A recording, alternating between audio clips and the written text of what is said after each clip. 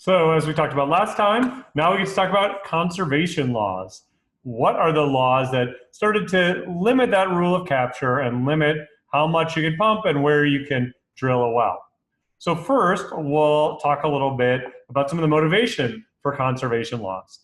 The birth of the modern oil and gas industry happened at just 10 days into the 20th century.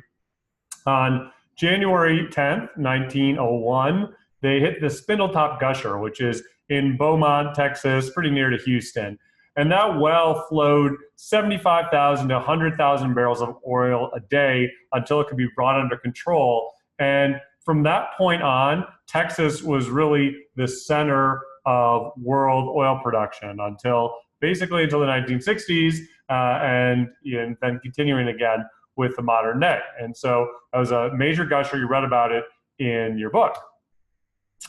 Now, just a few years later, this is what that looked like. So because of the rule of capture, we know that you get to keep what you pump. And so if you have a reservoir that you share with your neighbors, that creates an immediate incentive to drill as many wells as you can, pump them as fast as you can, and get as much oil as you can. Now, there were similar booms that happened all over Texas. You can see there was some that happened even earlier, like this, the Melrose one that you see here on the far east of Texas. But one of the huge ones that we'll talk about in a second is this East Texas oil field that came in 1930 and just revolutionized world oil markets. And you can see there's a number of other big finds all over Texas, includes some a little bit closer, like Corsicana, et cetera. So, but the problem was that in all these oil finds, the default was people were drilling lots of wells in order to pump as much oil as rapidly as they could and potentially get more than their neighbors. You can actually see, if you look at where modern wells are today, you can see that there are wells in a lot of these regions that were some of these early oil discoveries. That big East Texas oil field, you can see it right there, remains. There's still some production today, but that was just it was the biggest oil field of its time. You can see right here around Dallas, that really more about Fort Worth, that Barnett Shale. And then right here in the West Texas, you can see just the beginnings of that Permian Basin, and you can see Midland right there with all that production. So you can still go, and the Railroad Commission keeps records of where all these wells are. On this chart, the wells in red are gas wells, and the wells in green are oil wells, and then yellow is where you have overlapping plays where you're getting oil and gas right on top of each other. So some of the problems that this rule of capture created, and there's really three big problems. So obviously the advantages we've discussed. It made energy cheaply available because it created this strong incentive to produce as quickly as you could. But it led to over drilling and overproduction. And can you really have too much production? Well, it turns out you can. There was damage and waste to these shared resources. In terms of economic damage, the most basic is sometimes there was too much money spent on wells. So you had a reservoir that could have been produced with one well, and you spend money on all those wells sitting right next to each other because you're trying to race to produce as much as possible. So that's really economic waste because you could have just had it all produced in a more orderly fashion. Obviously, there's environmental waste. We talked about the risks that occur every time you puncture through that water table. And so you can imagine if you drill 100 wells instead of one, obviously there's some environmental waste. Obviously both on the surface. Sometimes people talk about the iron orchard of all these wells, but you also danger to the water table, danger of spills every time you have a new well or a blowout. And then, of course, probably the most important one at the time that people were worried about was oil and gas waste itself. So remember, that reservoir, as we discussed, is under pressure. That oil and gas wants to rise up to the surface. And so if you just puncture it one or two times, you can get most of that oil and gas up. we'll talk in later classes about how you can actually pump water or air down another well to force more of that oil and gas up. And if you do it really, really well, you can get over 50% of the oil and gas in the ground. But if you just puncture it with a lot of wells right next to each other, you can get much less than 10%. So it really can be a tenfold difference in how much oil and gas you get if you go through an orderly process.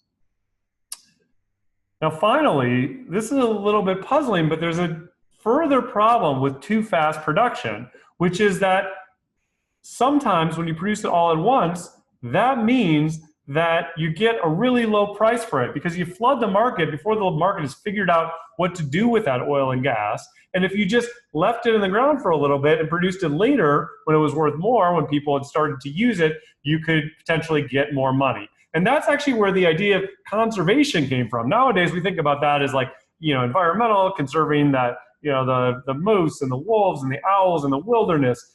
Originally, conservation, largely what economists were talking about when they talked about conservation, was preserving the economic value of those resources over time to maximize their overall value. And the way that they often thought about this was with something called the hotelling rules, named after an economist, hotelling, that offered this thought experiment. Let's imagine that you had all the oil in the world and you'd already extracted it. You had it in one warehouse. You could leave it there for as long as you want, or you could sell it all now. Doesn't cost you anything. Just sell it as quickly as you want it. How quickly should you sell that? And his insight was, well, you don't want to sell it all at once, because if you sell it all at once, nobody will know what to do with it first. It'll sell at rock bottom prices. Nobody wants all this oil yet, and it will, and so you won't get very much money for it. At the same time, you don't want to save it all, because if you save it all, nobody will be using oil, so you'll have the same problem. Once you try and dump it on the market, it is not worth very much because all of it comes on the market, no one has any use for it. What he determined is you want to sell, more at first and then gradually taper it off so that the price smoothly rises. And you can see it smoothly rising here, effectively at the general growth rate of the economy. Because his basic idea is, well, if the value of the oil would grow more slowly than the economy, we'll just sell a little bit more oil and invest it in stocks or otherwise, and you'll have more money later. But if oil is going to grow actually at a faster rate, the price of oil, than the general economy, will then save a little bit more because it's a better investment just to hold that oil. So basically, the insight was you don't want to sell all the oil at once. You want to sort of sell a little bit more at first, keep the price low, and then have this gradually rising price over time. That's Hotelling's rule. That's his insight. So what you can see if you look at the history of crude oil prices is that at times they were quite stable. And this is looking at inflation-adjusted prices. So this is basically taking that Hotelling curve and flattening it out. And what it looks at it from is from basically the Civil War down here till about 2015. Okay, and what I want you to see here is that there have been periods of a lot of volatility, like at the start of the oil industry, and then some other periods of volatility, including in the 1970s, and then today. But there have been also some periods of stability, like in the 80s and in the middle of the 20th century. And largely what that was about is that there was, during those periods of time, there was a dominant oil producer that basically acted like that rational Hotelling rule seller. If prices went up too fast, pump a little more and sell more. If prices drop too far, pump a little less and sell less. And this is when the oil dominant states discovered this. Now, you may remember from our sort of history of where oil production happened over the 20th century, that in the middle of the 20th century, that was Texas. And in fact, yes, it was Texas that basically determined world oil prices during this period of time for most of the 20th century. So the Texas Railroad Commission, which is the oil and gas regulator in Texas, was the OPEC of its time. If you don't know what OPEC is, that's the Organization of Petroleum Exporting Countries, and those are the biggest oil exporters like Saudi Arabia, Iran, Iraq, Venezuela, etc. So Texas was the OPEC of its time, and it was the one that basically controlled production to ensure it wasn't wasteful by ensuring it didn't sell all of its oil when prices were low. Instead, if prices got really low, it started conserving for times of high prices. And when Texas realized it could play this role was in the 1930s. Because remember that East Texas oil field that I showed you? That was when there was this huge boom in Texas oil production. That flood of East Texas crude oil caused the price of oil to crash from $1 a barrel at the time to under a nickel a barrel. And people realized they needed to find a way to control production. Because remember, as we've talked about, the economy runs on oil. And how was the economy doing in 1930 when all that new oil came on the market? Not well. It was the Great Depression. And so during that period of time, there was all this new oil and nobody who wanted to use it. So they were having that hoteling rule problem of, wait a second, I have all this oil to sell and I'm getting nothing for it. Isn't that a waste, right? Isn't, basically if you could get gasoline for 25 cents a gallon, that's just an incentive to waste it. Why not keep that oil on the ground until it's worth more? So the big question was, how do you control all the small producers of oil? In theory, yes, it makes sense for if one person controlled everything to hold that production for later. They would do that naturally. The problem is, it's not one person controlling. It's all these individual producers. And so if they choose to control their production, that doesn't help them at all. It's not going to raise prices. They're just one actor. So everybody's pumping flat out, especially because of the rule of capture. What you need is coordination between all those producers. And at that time, the Texas Railroad Commission at least believed it didn't have the right to control production.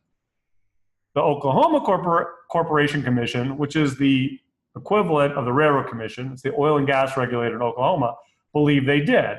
Eventually, Texas law stations sent in the National Guard and the Texas Rangers to control production. But ultimately, it wasn't able to keep all these small producers from continuing production. If you want a full layout of the story, including pictures of the Texas Rangers and the oil fields, you should check out my new article, which is called State Energy Cartels, and you can read pages 22 to 32 of there, where I lay out that story. So remember, this is that picture of that East Texas oil field, and you can see that that's where a lot of those wells were located, and where all those wells were located in the 1930s. Now, the solution turned out to be what's called the Interstate Oil Compact Commission. Still in business today, it's the Interstate Oil and Gas Compact Commission.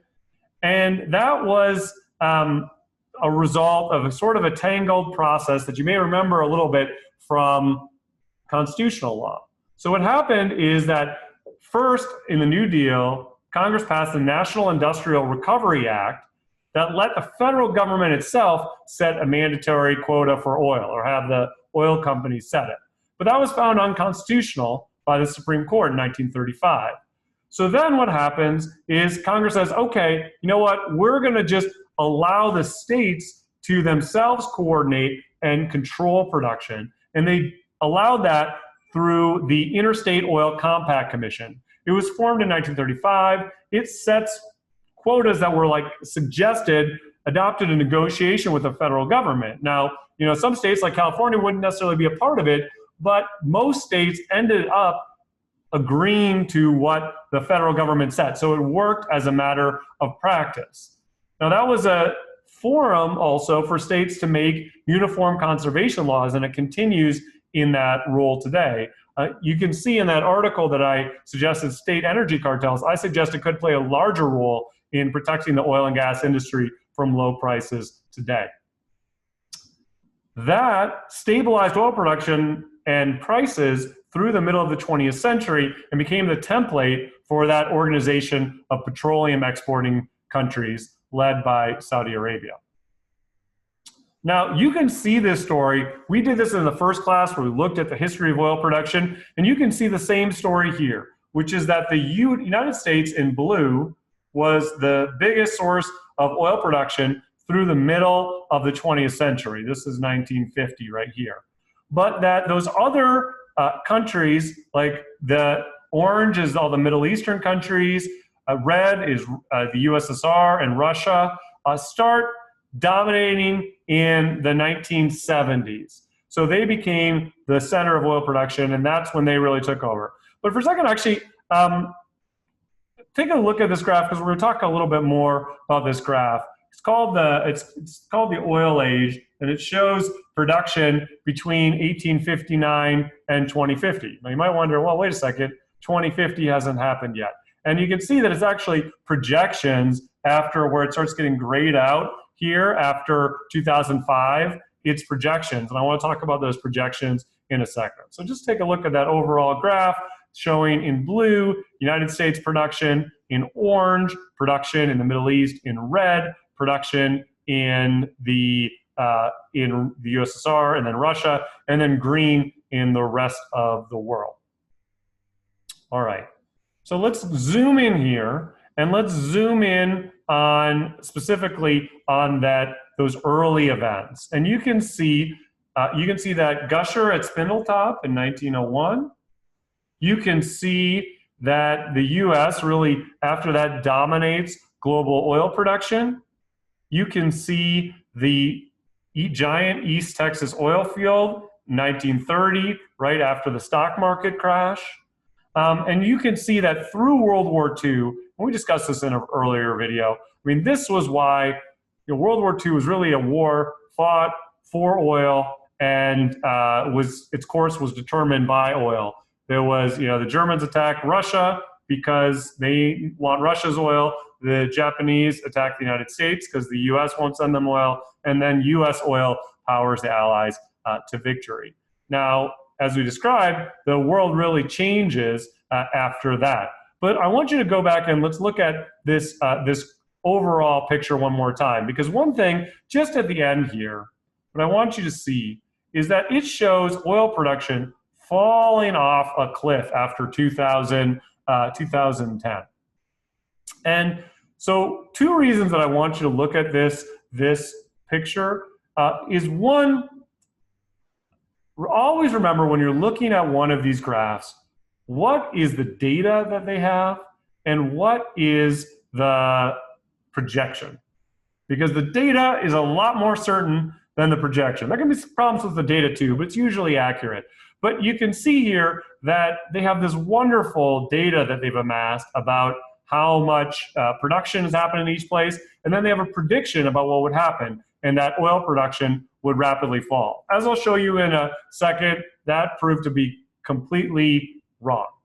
And for that reason, this poster, which is amazing and has truly incredible data, is not available anymore. And as far as I can tell, that's because the group that put it out was trying to make an argument that oil was going to go away. That's why they said, the oil age, it's going away. People aren't really going to use oil anymore. And as it turned out, their prediction was, almost embarrassingly wrong. And, I think it's too bad that this poster doesn't exist anymore because if anybody can find a copy of it, by the way, let me know. I think they tried to take it down off the web. It's not available on the web anymore. But if you can find a picture, if you can find it, they used to give it away for free, that would be wonderful, because what's really interesting about it is, I think it demonstrates how obviously the group putting it out had something of an agenda. They want to say, look, oil's going away. However, even if they have an agenda, they have really wonderful data, and a lot of effort went into for making this a massive chart. And so I think that's a good lesson that you can learn even from folks who might have some sort of agenda. You can learn from their data, and there's really that can be really helpful. Now, just to give you a sense of how wrong it proved it to be, remember they said that after 2005, oil production would peak. What's happened instead is that it has basically continued to rise until last year was the most oil used ever, more than 100 million barrels a day. So it has continued to rise, and it has fallen in the pandemic. But one of the results, as you know, is that you have really cheap gasoline that is encouraging more and more oil use. And so I think most people can expect oil to continue to rise, at least in the near future. There's some uncertainty about long-term trajectories, and we can talk about that as well. All right, so that just gives you an idea, some of the uncertainty projecting, what's going forward, but that one of the ideas of conservation regulation could be saving oil for when it's worth more in the future. But the other reason that you have conservation rules on how much people can produce is, as we described, preserving reservoir pressure. So making sure that we keep that oil and gas ready to want to flow up to the surface. Don't poke it full of so many holes that it doesn't want to flow to the surface anymore. So that reservoir pressure drives that oil and gas into the wellbore, into the surface, and once it's lost, it might never return. So recovery actually varies a little bit more widely than this, but you could have as little as 10% of the oil and gas in the ground recoverable, or 70%, depending on how carefully you produce it.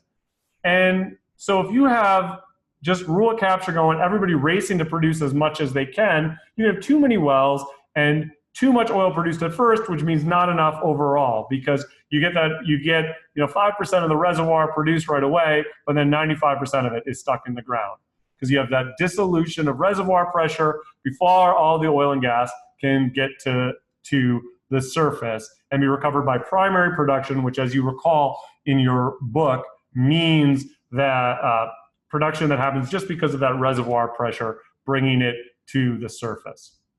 So the petroleum conservation laws that have been adopted take a couple forms. Most basic one is that you need a permit to drill.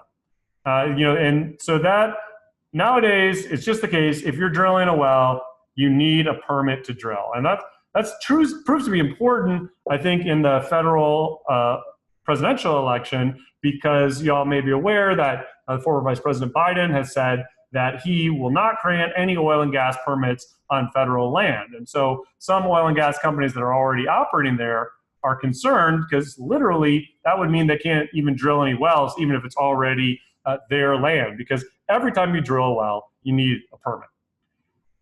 They also restrict drilling by spacing rules that determine where a well can be located. They also restrict withdrawals by allowables. So they say you can only pump a certain amount per day, and we'll talk about gas and water allowables as well. Also, you have to stop withdrawing, as I said, if the oil and gas ratio gets too low, or the oil-water ratio gets too low. That means if you're getting too much gas or water mixed in with your oil. We'll talk about that. They also define your correlative rights, which is to say, do you have the right to some oil from your neighbor's well if it's producing from your land? That the conservation laws help you with that as well. So to take those one at a time, let's start with the spacing rules. Those are minimum distances between wells, so you don't have those just well after well next to each other like we saw in Huntington Beach or Venice Beach or on the near Spindletop. So they say you have to be a certain distance from other wells, and you also have to be a certain distance from a spacing unit boundary. Think about like a property line, for instance. So you can't drill right on the border of your neighbor's property. There's also drilling units. So you only get one well per a given number of acres. So often in Texas, 40 acres for an oil well. Then those spacing and drilling units rules are set by the state or the federal government if it's on federal land or a Gulf of Mexico. And so there's usually the way that happens is there's a statewide default rule, and those initial rules will err on the sides of requiring sort of a large piece of land to drill a well. And then over time, if they think, okay, we can put in a couple more wells, they will allow that kind of infill later. Then eventually, after you have all figured out how many wells you need, you have the final field rules that determine where all the wells can be located. In theory, the idea of this is that it allows a fair chance to produce the oil under your land if you're a landowner.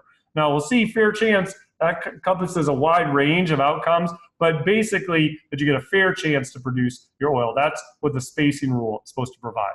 So you can see an example here of property. So imagine that all these rectangles are different properties, and you can see the different wells that are located throughout it, the little dots, right? These little dots are where the wells are located. Now the theory, everybody knows that you're drawing from kind of everybody's land, you're probably drawing from a lot of your neighbors, but the theory is compensated drainage. That, in other words, everybody's drawing from everybody's land a little bit, so everybody has a chance to produce their fair share. What we'll see is there's a lot of technicalities that can make it get a little bit more or a little bit less that can be really important to the return that you get from the oil and gas under your land. And so sometimes you have to sweat the details about that. Okay, after spacing, production allowables. Now these are limits on how much production you can have per day per well usually. Could be a longer, could be a week, right? But basically a simple example would be this well gets 100 barrels per well per day. Now, as I suggested, there's also allowables for how much water and gas you can have mixed in. Why is that? Well, the problem is, you'll remember this from the book, is that the way a typical reservoir works is that if it's a conventional reservoir, that oil and gas bubbles up from the surface and it eventually settles after it hits that cap rock. And usually gas sits on top and oil in the middle and then water on the bottom. So you have something, imagine the cap rock is up here and then you have gas on the top, oil in the middle, and water on the bottom. And the way that you want to extract that is by drilling down into that oil, and the gas pushes it down and the water pushes it up, and that forces the oil up to the surface. And so the concern is that if you get water or gas mixed in, that means that you're not just getting oil anymore, you're kind of sipping at the surface of that gas and oil. And when you take off that gas, that gets rid of the gas that's supposed to push the oil down. Or when you take off that water, that gets rid of the water that's supposed to push that oil up. And so as a result, you're hurting everybody else who's trying to extract the oil because they're not getting the same reservoir pressure that they used to get from that water pushing up and that gas pushing down. So that's why we have limits on water-oil ratios, gas-oil ratios. If you start getting too much water or gas, you have to shut down your well so that other people's reservoir pressure is not damaged. Now, regulators try to set all these rules, the allowable production, the water-oil ratio, the gas-oil ratio, to obtain maximum efficient rate of production. So to get the overall production that they can from this reservoir. So they're trying to maximize that total production, or the production value probably to be precise, how much money you get from drilling for oil on that well.